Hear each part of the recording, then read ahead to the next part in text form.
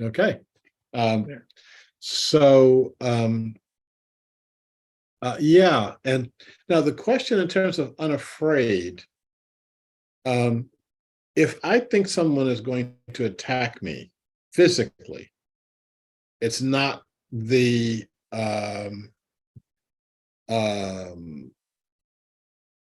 it stifles communication.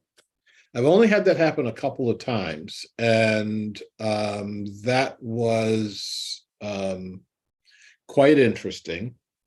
If I can see it coming, I can deflect it, but sometimes you can't see it coming. You don't know what triggers a person into an act of violence.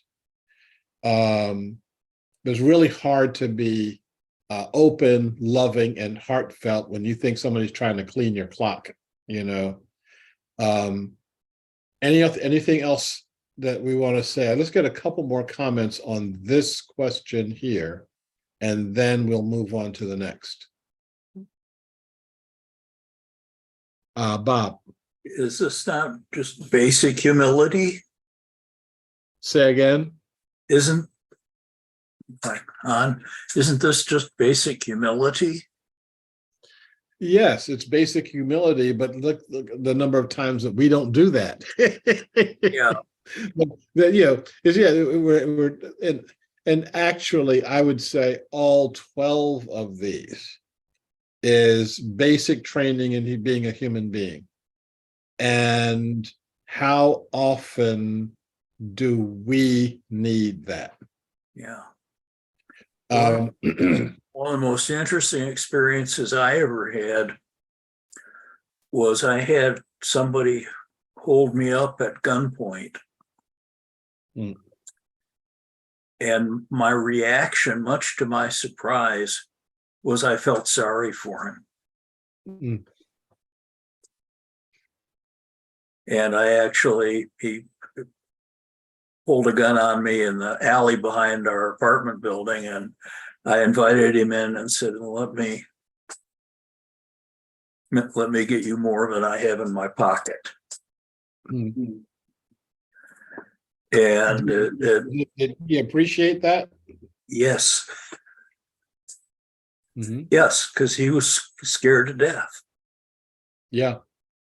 And that is a place where you could easily wind up dead when someone is afraid and holding the gun. Yep. That's a very, very and we're seeing a lot of that right now. Has anyone else had an experience like that? Just raise your hand. I won't necessarily call on you. I had the same thing happen more than once. And on one occasion it was a machine gun held by a person with whom we did not share a language. And he was giving me an order, and I had no idea how to comply. I didn't know if me holding still was complying. He may have been saying, move. No idea. There's one of those times when your life does go in front of your eyes, and it's like, okay, I think about 5 minutes from now I may be dead. Can you, in the face of that, hold your own humanity and then hold the other person's humanity? And there are times when I'm doing the training, there are times I say, like, smile. It's like, but if someone's holding a gun on you, a smile may look like a challenge. So I'm like, do I smile? Do I not smile? I kept speaking English, hopefully letting him know I don't understand a word you're saying,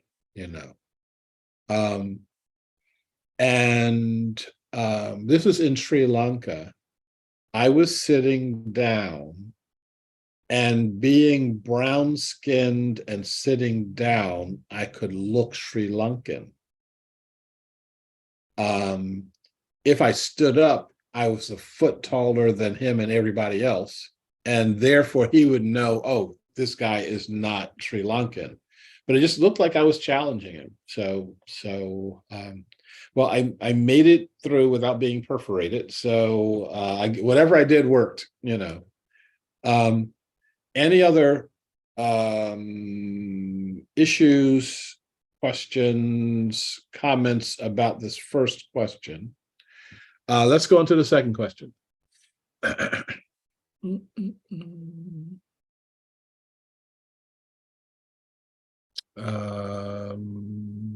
I've got sharing somewhere here. Okay. Okay, we answered these already. Step 2, the essential thing is to relax any tension in the atmosphere in whatever way comes most easily and naturally. Just be natural and relaxed, be yourself. We're not going to dwell on this question. These are the questions associated with this. Why does tension appear in communications? Well, one of the things of tension in communications when somebody's holding a machine gun on you.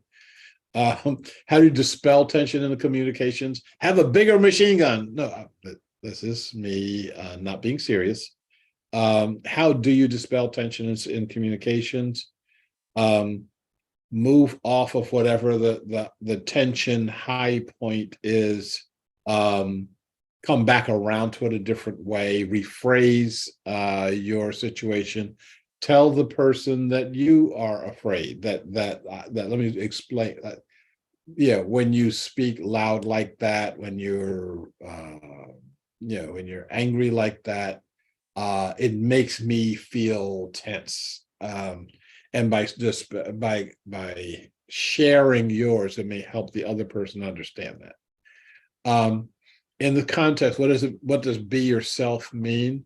Well, you need to have a sense of yourself, of who you are when you are relaxed. I try to live my life in such a way that everybody I'm talking to as though you are my friend. And this relates to question number 3, I think. No, actually, it's 4. Back up. Nope, it's 5. Now I have to go all the way back. Encourage the person to be as free as possible to express thoughts, fears, and emotions. What does be yourself mean? For those of you who know me, you know I tell a lot of jokes. I generally have a story or a joke about virtually every situation that I would incur. And I tell them as a way to dispel tension, as a way to clear the air. It generally works, especially with people with whom I don't share the same culture. Sometimes, depending on the culture, they can fall flat. They can fall very flat. When I am in a culture where men and women don't share the same culture and don't communicate with each other, it can get sticky when I'm trying to communicate with them. So it can get difficult. We're going to talk on this one together in small groups. Or are we? Hang on for a second. This is one of those time check situations. Give me a moment here.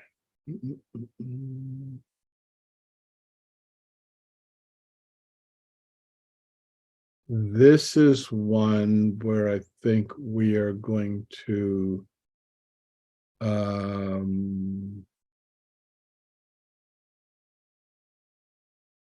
2, 3.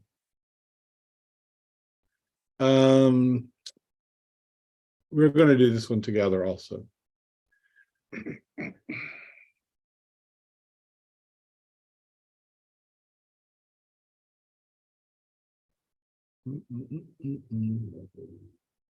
Okay, so number 3 is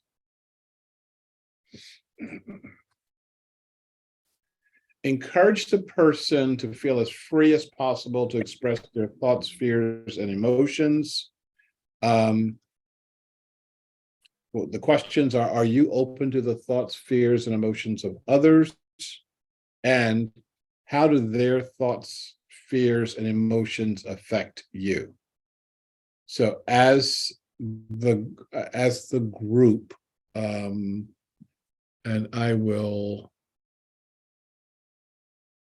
bring us back to our circle here. And I will put that question in your message, your chat. There it is. Let's hear from some of the folks we haven't heard from yet. Are you open to the thoughts, fears, and emotions of others? And I could actually ask that question in the opposite. When are you not open to the thoughts, fears, and emotions of others?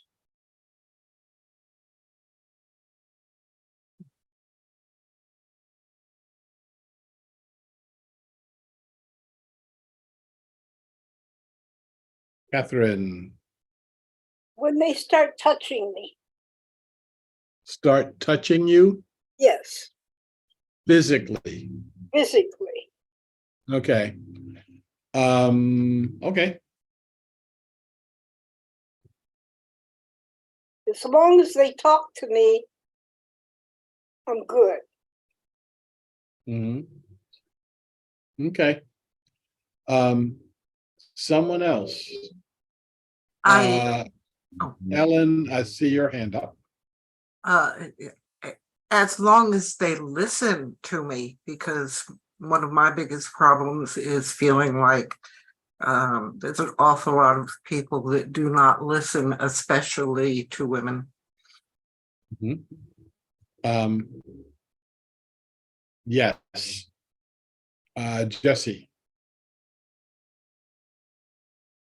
Well, I got a good one. I've been staying with a friend whose only son just died. Mm-hmm. Unexpectedly, 37. Remarkable in their relationship, lifelong such closeness. And I found it very draining and challenging to be around the sobbing after 3 or 4 weeks or more. And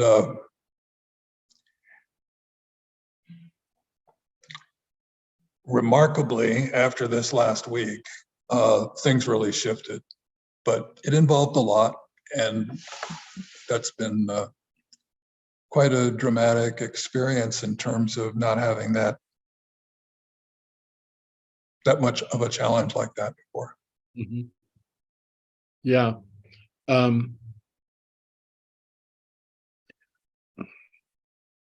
I can imagine that is rough.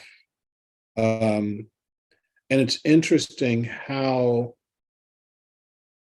I process someone else's deep emotion.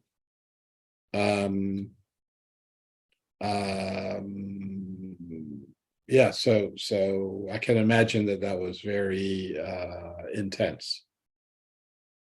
Anyone else?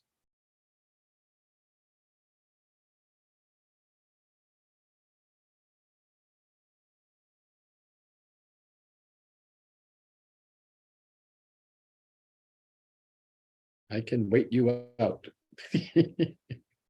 Someone else waving their hand around.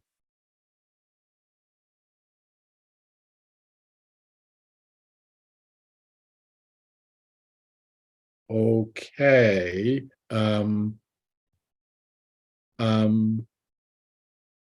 Have any of you had the experience of someone else's fears coming out like anger? And you have a situation where you've had an experience of that. Anybody want to talk about the experience of that? Yeah.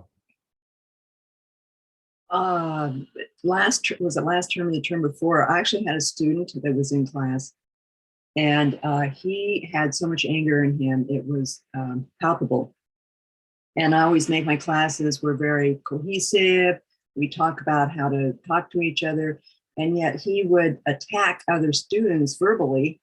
And I saw one young woman. So anyway, I'll start with that. He's just very powerful in what he said. Physically, he would really come, do that sort of emotion, kind of come at people. And I had one student who her face just went completely soft. And he backed, I watched him back off from her right away, because this all happened in an instant. And the second time he did it, I had a young woman who said, "Get out of the class." I didn't say a thing. I was ready to, and I would have had several tables to leap over to get to him, but he was still just unbelievably angry and telling all of us how horrible we were as people. And she was so forceful in, "You get out of the class, you get out now, we don't want you here." And he actually got up and left. He called us names as he left, but he left. And later he got kicked off campus. Not because of my class, but because he was threatening other people. And it's scary as crap. This happened to me on an airplane recently, within the last month or so. And the guy is sitting directly behind me. So I've got a window seat, and the seat directly behind me. He's self-contained for the entire flight. I don't hear a thing back there. And when we landed early in Dallas, Fort Worth. And if you've ever been to Dallas, Fort Worth, you know what that means. They're fishing around for a gate for you to get to. And so we're sitting on the tarmac trying to find our gate. And this guy starts loud talking. "What's wrong with this pilot? Why can't we find the gate? There's one right there, And he then starts getting abusive, first to the pilot, and then to everybody else that's looking in his direction. And I'm trying not to turn around. I mean, and I mean, he's being very, very abusive. And my question always is this something for me to do? Is this something for me to intervene? Is there anything I can do to calm this person down? Is there anything he's supposed to learn from me, I'm supposed to learn from him, or we're supposed to learn from each other? And I was also remembering that right here in Portland, this was maybe 3 or 4 years ago, a guy was on the MAX train, like the high-speed rail train. and killed 2 people and seriously injured a third because they disagreed with him. You know, they were asking him to be quiet, they were asking him to calm down, etc. And by intervening, he killed them. You know, took out a knife and slit their throats. And so there are times when it's your job to intervene. And then there are other times when it's not your job, you know, that you need to protect yourself. Now, if you think every possible situation where you hear angry words, I got to protect myself, I can't interact with anything, that's not a good way to react. On the one hand. On the other hand, it may be that you really do need to be intervening. It's hard to tell. It's really hard to tell. Okay, I'm going to get one more question in the terms of the group, and then we're going to be doing some breakout stuff. Tell me what you heard when you were in your breakout room that pertains to our questions.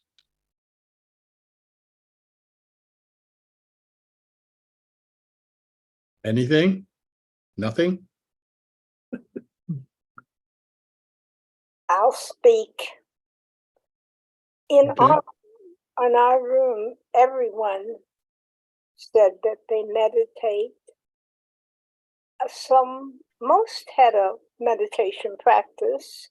I think for someone it was not a organized practice.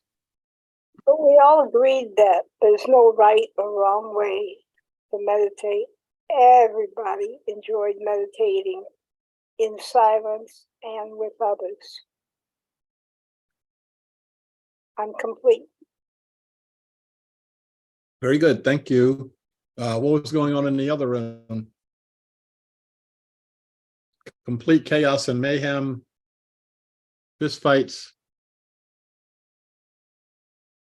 Dancing. Oh, dancing. Okay. I'll since I was listening in, yes, there really was about dancing.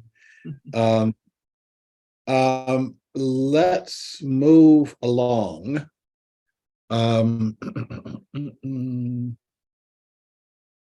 We're going to now get, unless someone has a question or a comment, a meat hand or digital hand can be waved around. Not seeing any.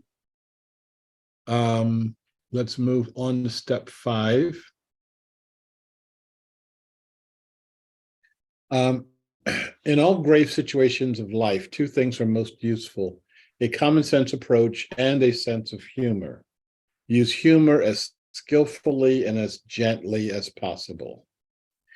The questions associated with this are, what do you see as the relationship between seriousness and gravity on the one hand and humor on the other hand? Oops, I thought I had another question there.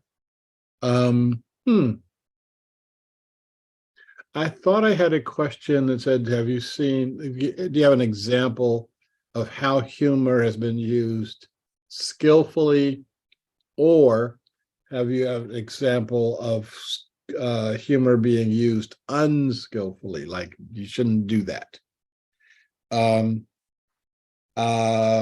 So I am going to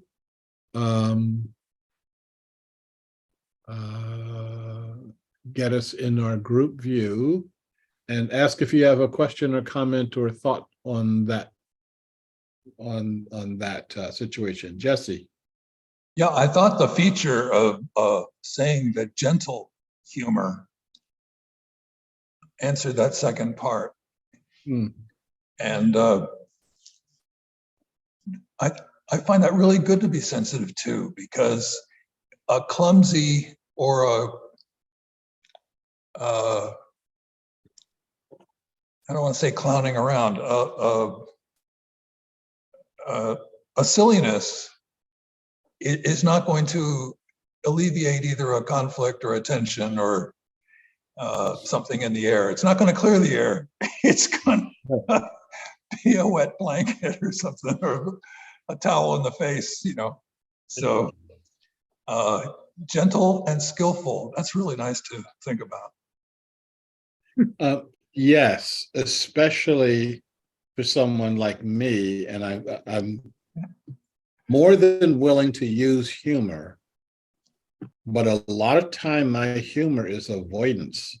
I'm avoiding the depth of the situation by ha ha ha, let me tell you the story. And that's not always good. Anyone else have a question in terms of the relationship between seriousness over here and humor over here?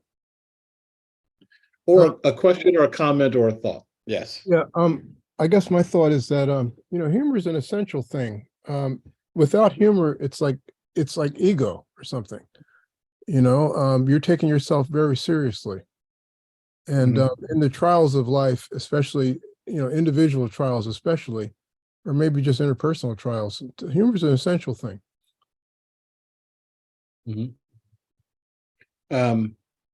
Yeah. I think of this wonderful book, Cutting Through Spiritual Materialism, which is one of my top 5 books of all time by Trungpa Rinpoche.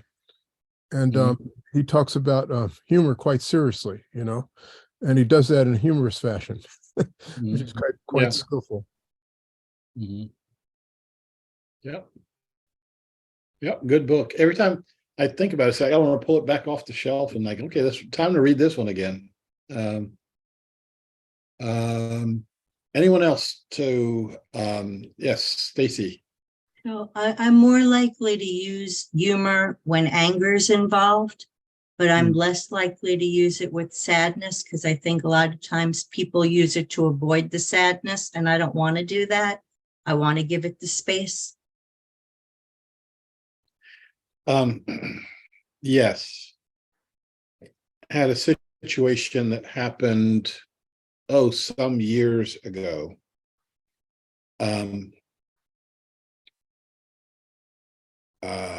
Getting on an airplane, going from somewhere to somewhere. And this woman was very late. She's the last person to get on the plane before they closed the door. She had, her bags she wasn't organized, and she came and sat in the middle seat.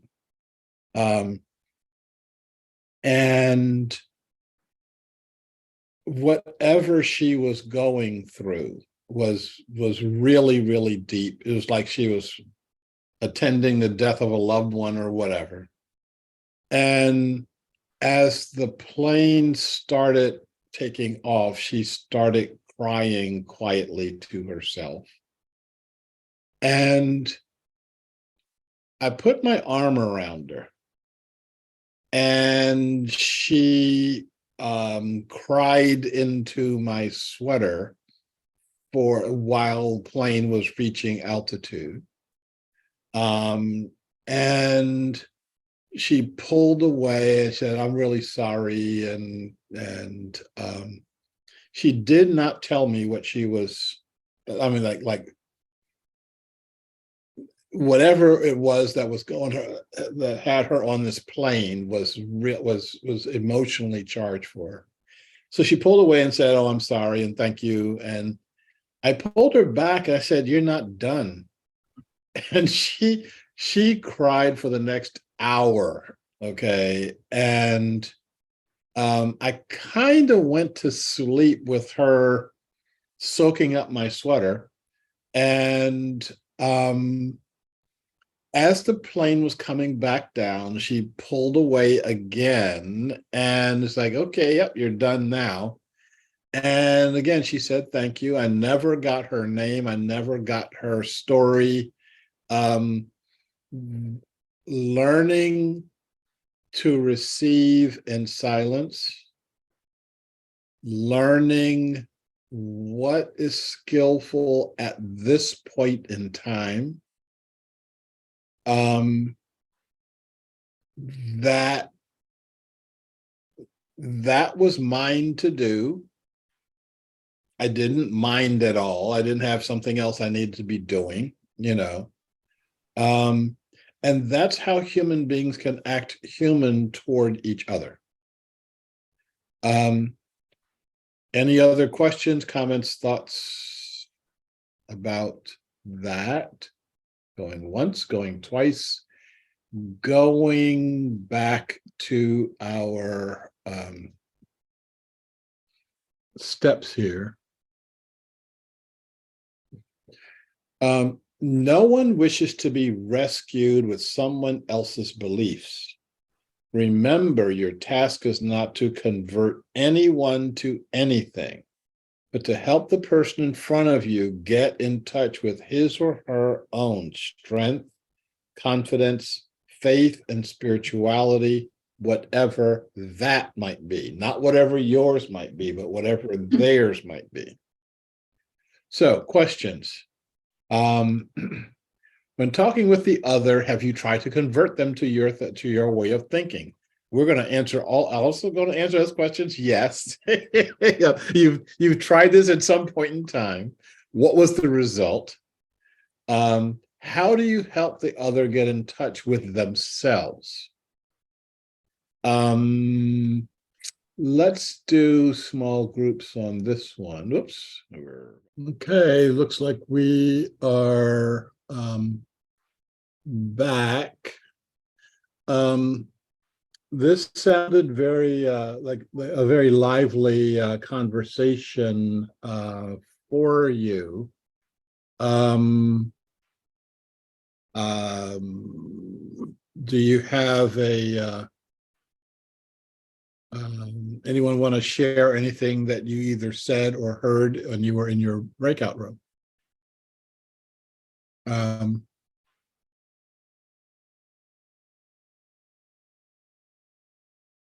I heard a number of people talking about people that they knew, in some cases, people that they loved that got in touch with themselves.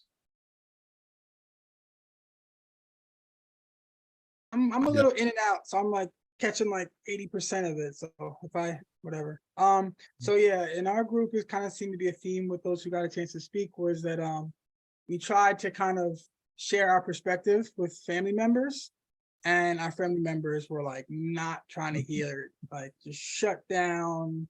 And in my personal case, my mom told me that I should see a psychiatrist.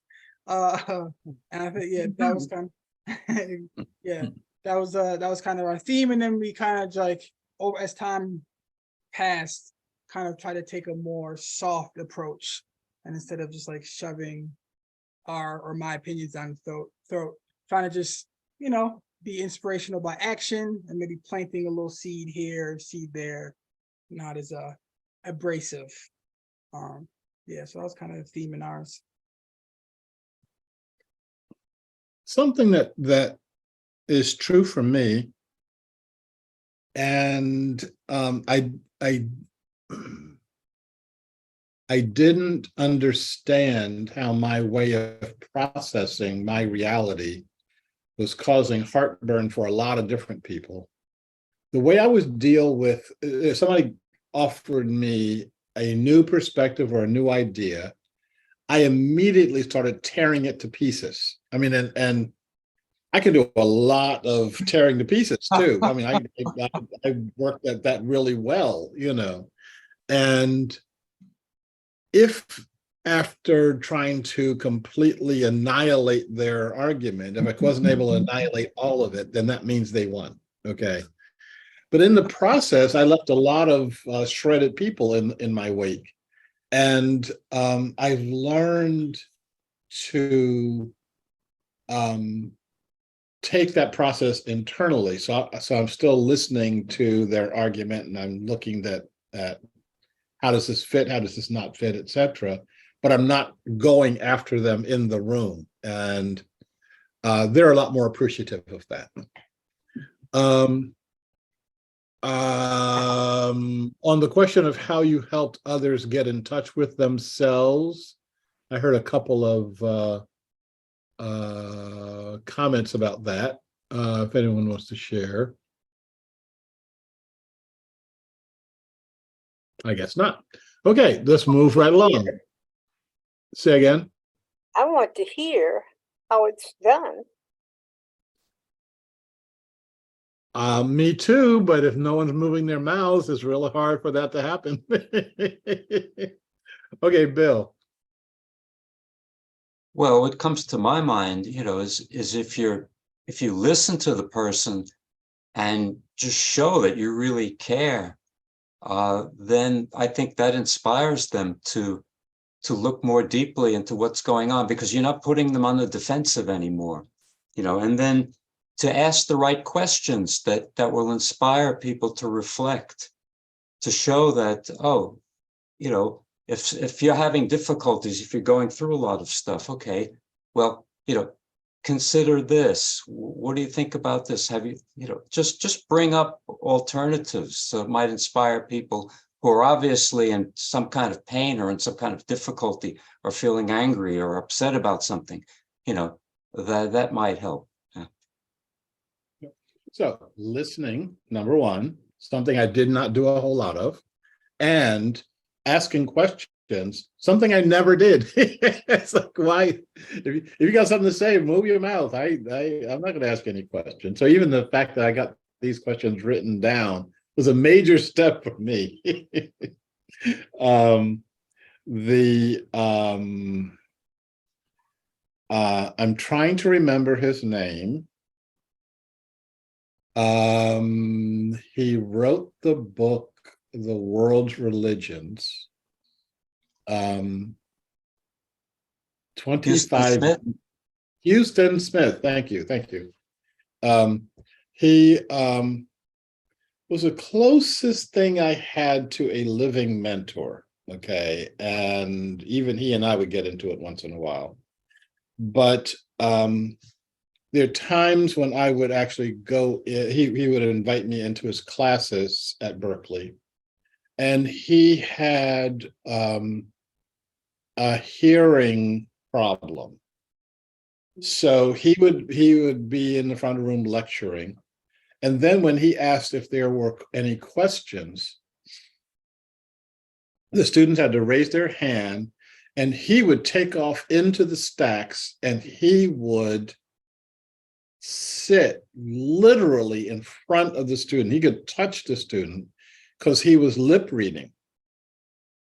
And I had this experience with him, and all of his students had this experience. When Houston Smith listened to you, you felt listened to. Having Houston Smith listen to you felt like a sponge that's been wrung out all the way. There's not another drop of anything in there. He's like completely absorbed you. And the last time I spoke to him, which when he was in his 90s, he was just going in for his cochlear implant.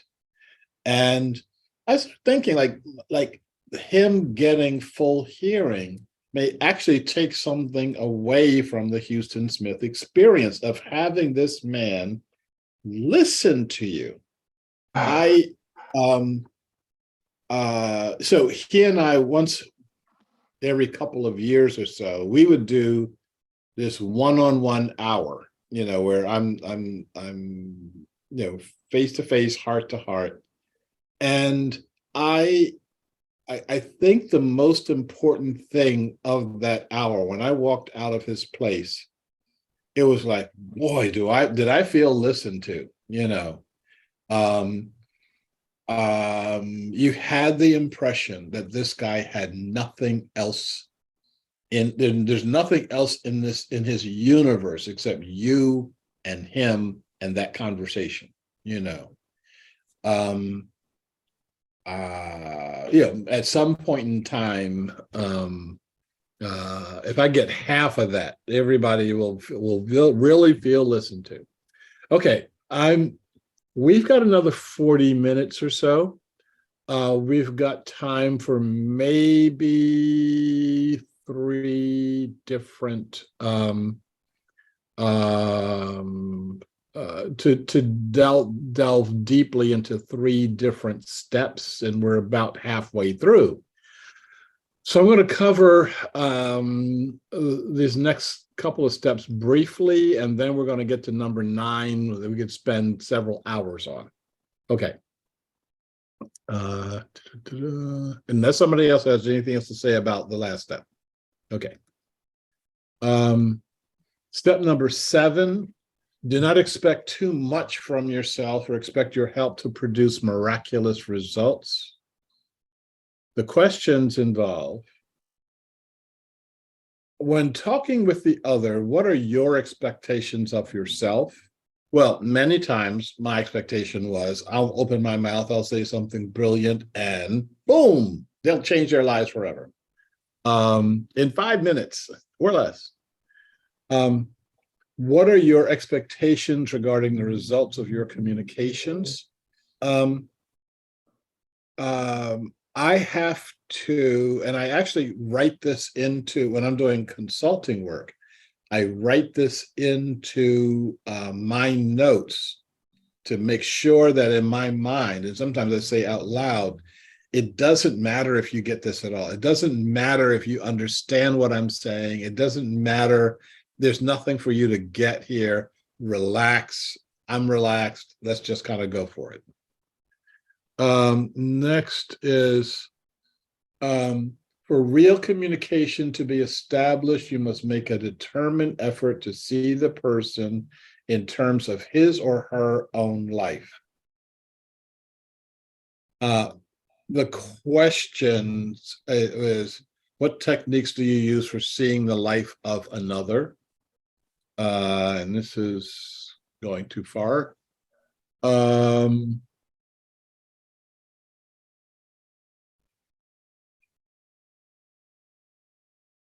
you have any experiences of not seeing another person in terms of their own life? I'll share with you one of mine, and then if you've got any that you can share. First of all, I'm open to the fact that I can never see the life of another. It's just an occupational hazard. If I start thinking, oh, we're thinking too much alike, I'm missing something, because we're not that much alike. We really are these separate islands surrounded by a vast sea, and if we get a glimpse of each other, I think that we're lucky. I used to go to a regular coffee house around here, and people knew me from the coffee house, and I knew them from the coffee house. One of them was a homeless guy. He would sell the homeless newspaper in front of the coffee house, and then would come in and have 1 cup of tea, and we wound up talking regularly. Like if he's there, every day that he was there, we would talk. And I learned a lot about his life, and a lot about the doorway he slept in, and he's a pretty cool guy. And it was one of those Portland winter days, cold rain, it never got light enough to call it daytime. It was just a short, miserable, cold day. And as we were talking, I was telling him I was really envisioning, I was actually delaying going home because I was envisioning lighting up my fireplace and having a really nice warm fire and drying out in front of the fireplace. And I was going to have a really nice cup of tea. And it's actually nice having weather like that because it really makes you appreciate your fireplace. And he looks me in the eye and he says, yes, that must be really nice. And I felt like a complete heel. Because who knows when the last time he saw a fireplace. I was not talking to someone who was ever going to have that experience in his near future. And then there's a part of me saying, well, I should invite him to share my fireplace. And then it's like, I don't want to share my fireplace. I want to share it with him. Yeah. So I'm going through all this internal stuff. Yeah. Yeah, you're my friend, but not that much of a friend. And I felt like all around I blew it. Okay. So whoops. So how about with you?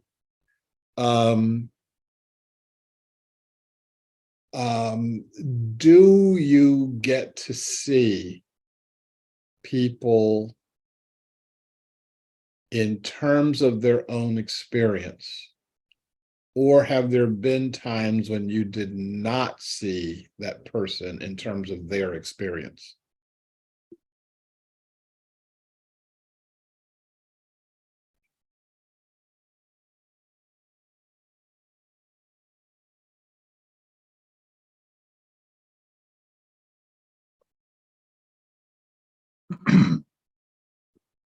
Oh, Catherine, if you're talking to us, you need to put your microphone on.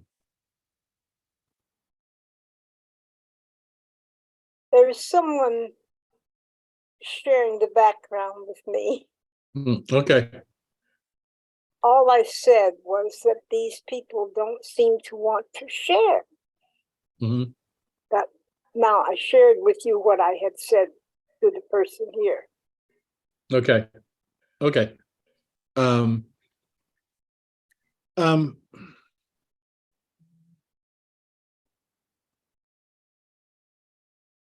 Sometimes. Here's another situation. I was talking to a couple of hunters, a man and wife, and they were both avid hunters. And they were talking to me how they were hunting. They had just come from some place where you shoot animals, and they had dead animals in the cargo hold, and they were going to take them home and dress them and eat them. They ate everything they killed. And I'm sitting there seeing the world in terms of their lives. Have you eaten anything that you've killed? Raise your hand. Yeah. I killed a tomato once, it's touch and go for a while there, but yeah, I am the concept of eating something that I personally killed. Idea of taking the life and dressing, etc. I can't see myself in terms of that life. Ellen.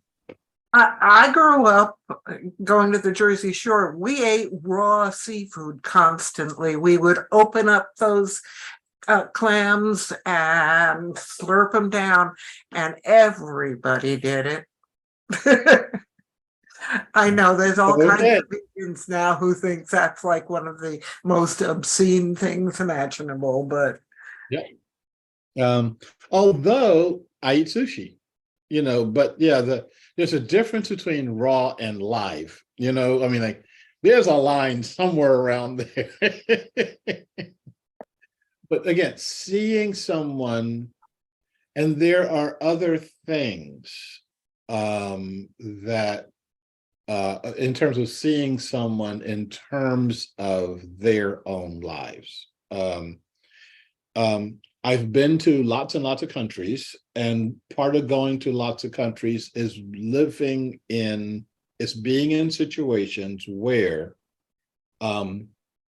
women have no expectation of interacting with men in a given situation. So all the men are in one room and they're eating. The women bring the food in and we're eating. And all the women are somewhere else. And I have no idea where they are. I want to invite them in. And then if I do, and I've done that before, I'm offending everybody. You know, the women don't want to be in the room with the men. The men don't want to be in the room with the women. You know, I'm going to come in. I'm going to impose my culture on them. It's just really interesting.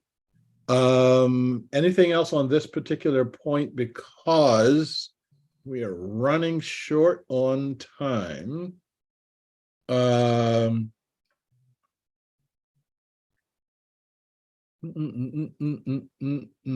so let's get our question number 9. Well, it does strike me, Shariff, that hang on, I gotta figure out where you are. oh, Okay, yes. it strikes me that in normal encounters, social encounters are brief, and we don't get to go below the surface. Mm-hmm. And that's got to be what, 90% of time? You're right.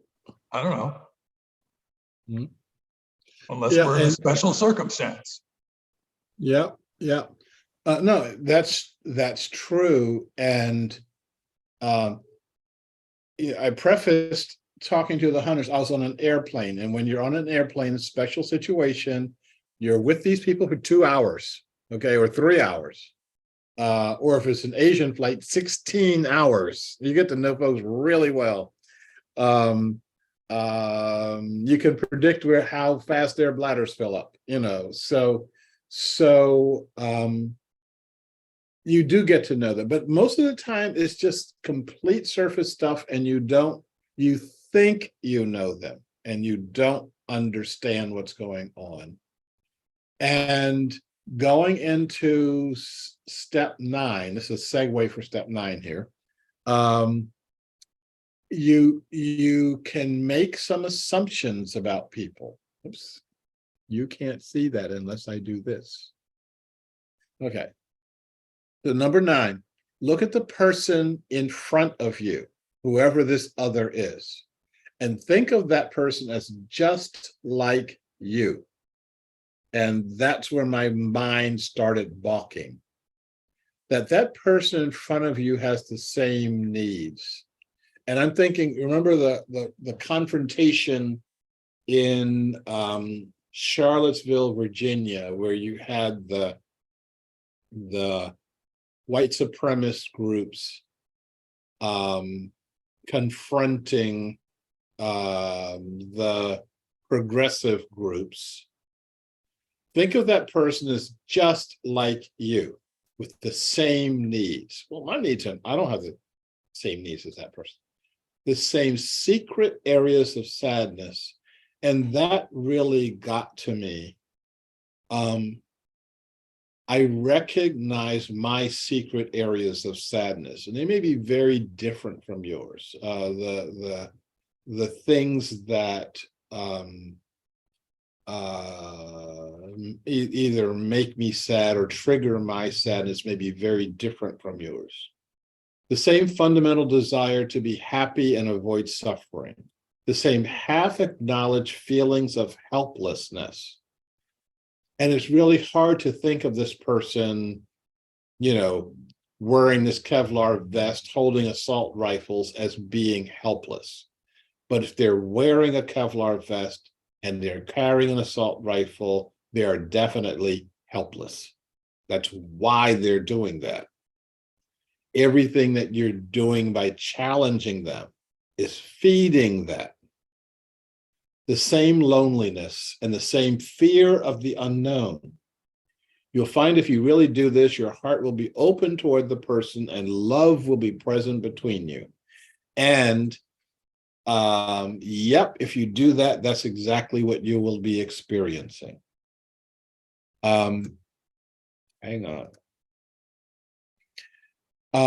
So do you see yourself as having the same fears, needs, and desires as the other? Yes, no.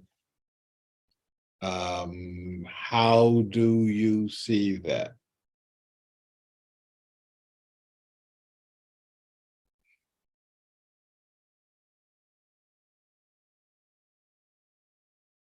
Let's see, let's start, let's start back a bit.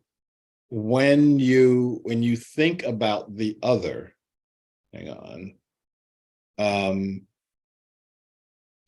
do you have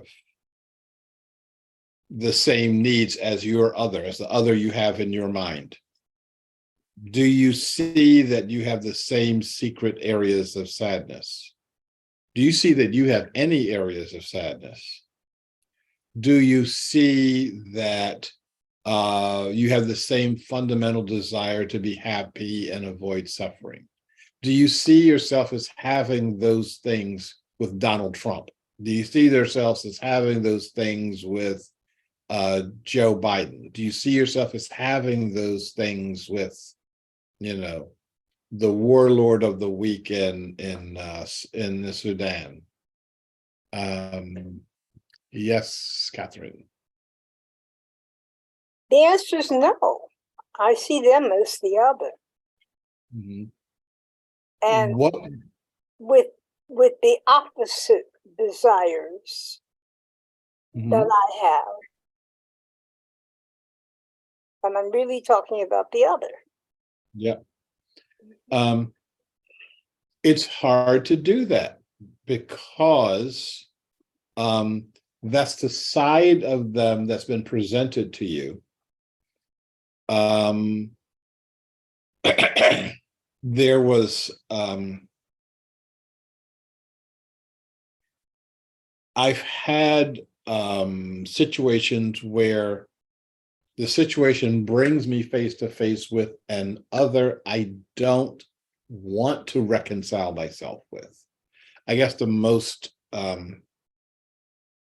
pointed situation was when I was President Havel in the Czech Republic invited me to participate in a forum, Forum 2000. There are 40 people invited to the table. Everybody there was a Nobel laureate, or they were the current or former head of state of some country, or they were a professor at Cambridge or Yale or Harvard, or they were me.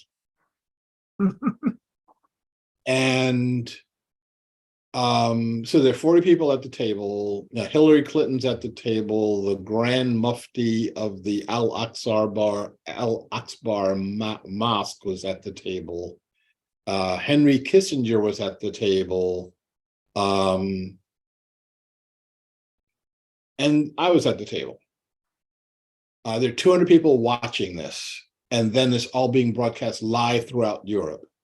And so there are 200 people in the room, all of them saying, who's that black guy over there? Why is he sitting there? And I'm saying the same thing. Why am I here? You know, and it took me actually a couple of days to figure that out. And my biggest problem was sitting at the same table with Henry Kissinger. The only reason he wasn't prosecuted for war crimes is that he's Henry Kissinger.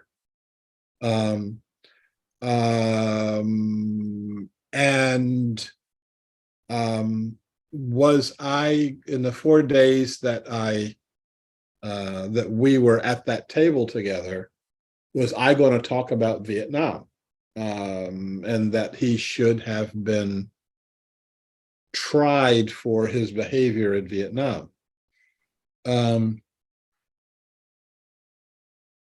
I didn't, because there's a whole lot more I could argue.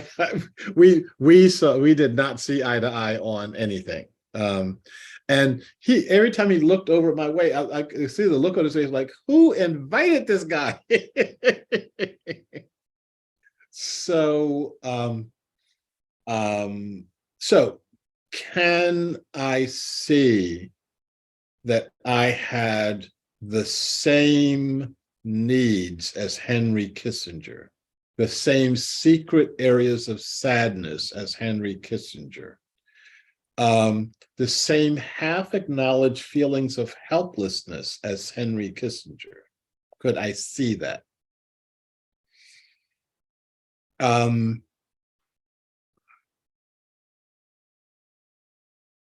Nope. But I'm not perfect. I'm really, it's really okay to say, okay, no, that it didn't work this time. Anyone else? With Hillary, that was cool, huh?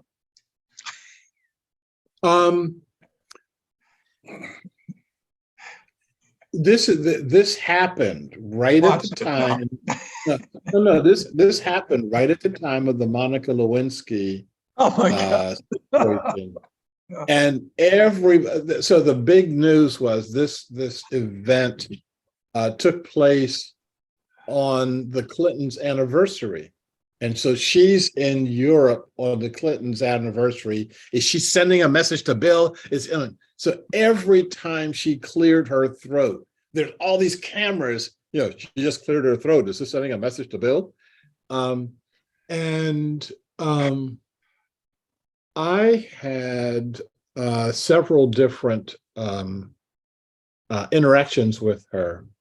And my first interaction with her, there are these things that are happening behind the scenes that just the 40 of us were invited to. And my first impression of her was that she was a very attractive woman. Okay. And she either she takes a really bad picture or the press purposely shows her bad side, and you can do that with photography pretty easily. And my thought was, what is Bill's problem here? And then when she started talking, it's like, oh, okay. I understand the problem now. Two alpha males in the same room. One of them has a dress on. My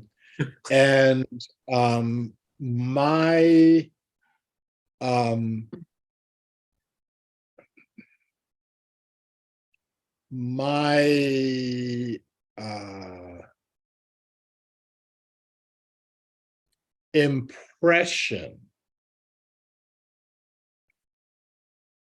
with President Havel, like I said, and for those of you who don't know me, President Havel is one of those few living mentors I have had.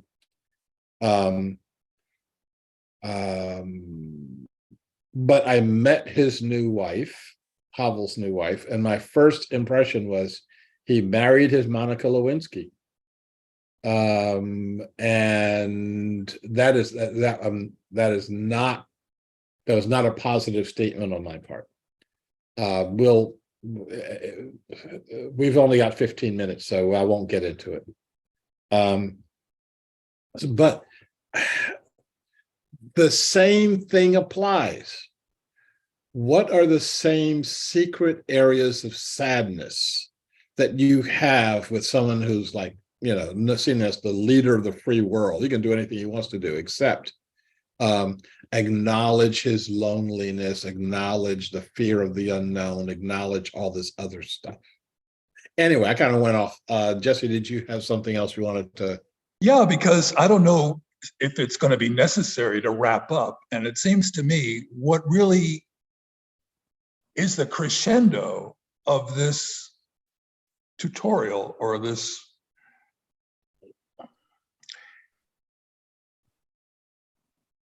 is that we also might admit that the caterpillars that are present in the world today have morphed so that equity is such a huge discrepancy between the different caterpillars in the species that we can't even recognize the same species.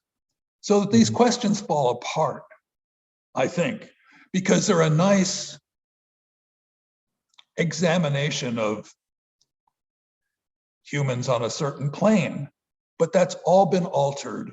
And I think you would agree that it's being escalated in that way for a reason before transformation beyond our control occurs.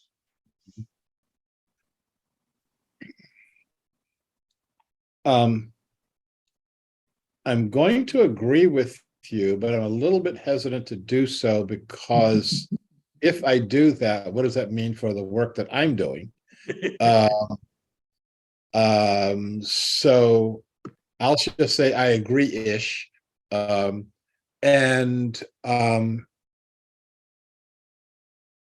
spend a lot of time talking about this in my new book, What the Baby Looks Like. I spend a lot of time talking about the process of birth, especially the process of metamorphic birth, when you are changing literally into a completely different being. And so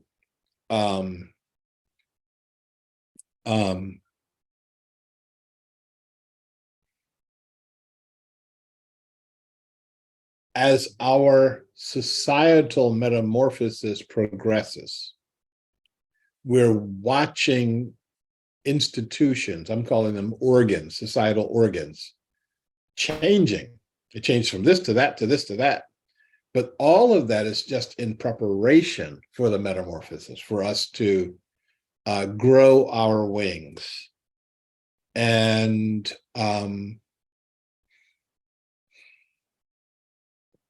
so much of what we talk about in the world is old school stuff. I mean, really, really old school stuff. The idea of, and actually this is one of the ideas that Havel had in terms of inviting me to sit down at the table, because he invited 5 people that he called animators to animate the conversation. They had had this conversation for the first year. They had only invited Nobel laureates and heads of state. He said it's the most boring conversation he ever heard. Everybody's defending their turf and nobody's questioning anybody else's turf. It was just very polite. So he invited some impolite people like me, who had no problem challenging everybody at the table, and including Havel, which was interesting.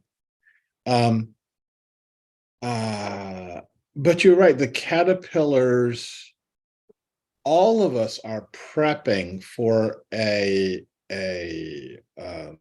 metamorphosis, but we're prepping in such a way that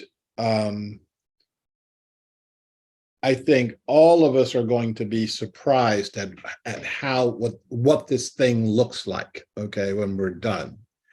And I know, Catherine's been after me for longer than I want her to be after me, about finish the damn book. So I wrote a book some time ago called The Chronicles of the Upheavals, and it starts looking at how does our society change? How is the society going to change?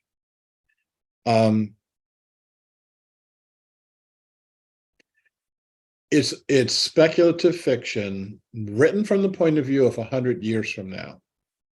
And 100 years from now, everything works. We managed to avoid the dystopia that we're in right now. So the caterpillar goes into the chrysalis, spins the chrysalis, inside turns to goo, and out of the goo comes a butterfly. So the book is about, well, how did this butterfly actually happen? And that's the part that all of us get to write right now. How this, we know that we've got the greatest disparity of wealth that the world has ever seen. We've got the poorest of poor people and the richest of rich people. And that has the ability to even itself out in probably a week. When money has no more value, doesn't matter if you're a multi-billionaire, you have multi-billions of something that doesn't have a value. In our country, we haven't seen, actually, well, in our country, we haven't seen hyperinflation. Which country was it? Was it Zimbabwe or Zambia that went into hyperinflation recently? Oh boy. But recently. Yeah, recent in the last 5 years or so, where you would have, they had quadrillion-dollar bills that where this bill, you go to a good store and you get your eggs and you give them $5 quadrillion and don't expect change. We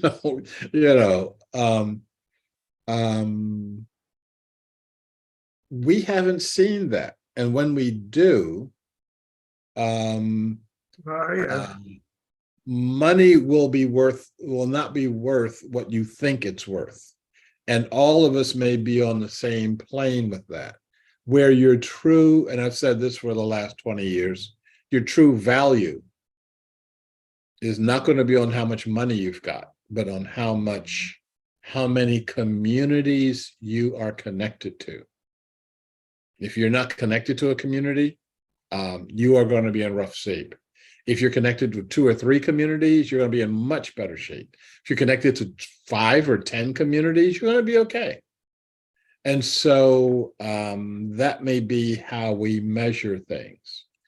How we measure things right now is that we got 5 minutes, and we haven't even begun to unpack step 9. And there's 10, 11, and 12. So we're not gonna get to these. I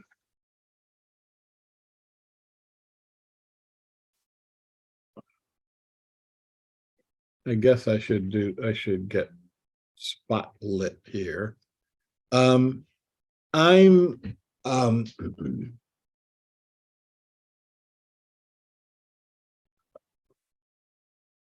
We can take all this as a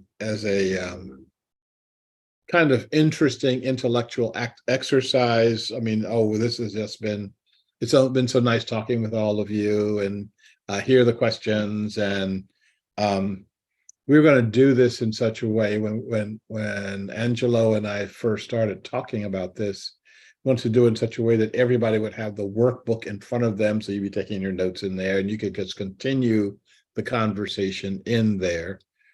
You can get the workbook from, I didn't give you any of my information. Let me do that. If you want to get in contact with me in the future, here's all my digital information. And I'm going to put this in the chat. And there it goes. if you haven't seen the TED Talk, I would suggest you do so. All the books I've mentioned, including the 12 Steps of Inclusivity workbook, is here. I think everything is available through Amazon. So the conversation can continue. The way that I do things, I usually stay right here as long as people have questions or comments or thoughts. However, this is Angelo's process, and so we're going to stop at the top of the hour. We're going to stop at the top of the hour. So I've enjoyed our time together. Regardless of how much time we spend together, we could spend more, but this has been, I think, a decent introduction into the process of inclusivity. Any last questions, thoughts, opinions that you wish to share? And I'm not seeing any, and so I'm going to hand this back over to Angelo to wrap it up. Yeah, thank you, Shariff, for offering us some thoughts about inclusivity. I appreciate it. And, those of you that want to get in touch with Shariff, he does lots of different things, lots of different workshops and projects. You can reach him at the thing in the chat. And for those of you that are going to join me, and I think Shariff also, to take Kat Zavras's workshop tomorrow, we'll see you tomorrow. And those of you that won't, hopefully we'll see you online sometime. Thanks a lot for joining us, and have a good afternoon or morning, whatever it is, wherever you are. Indeed. Talk to you later. Bye-bye now. Bye.